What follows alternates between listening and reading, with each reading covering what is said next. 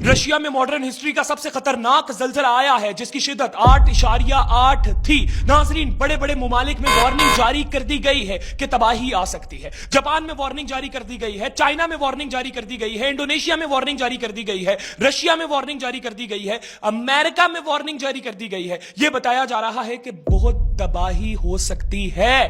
नाजरीन, यह जलजला कितना खतरनाक है आप इस चीज से अंदाजा लगाइए कि 2005 में जो पाकिस्तान में जलजला आया था, जिस जलजले की वजह से 70,000 से ज्यादा लोग मारे गए थे, उस जलजले की शिद्दत 7.7 थी। तो आप अंदाजा लगाइए कि यह 8.8 का जलजला कितना खतरनाक होगा। हमारी इतलात के मुताबिक यह जलजला रशिया के पास मौजूद समंदर में आया है, जिसको रशिया का ऑफ कोस्ट भी कहा जाता है। नाजरीन, जब यह जलजला आया तो समंदर बिफर गया, जिसके बाद यह कहा जा रहा है कि जापान में सैलाब आ सकता है, चाइना में सैलाब आ सकता है, इंडोनेशिया में सैलाब आ सकता है, अमेरिका की जो वेस्ट साइड है वहां पर सैलाब आ सकता है, रशिया में भी सैलाब आ सकता है।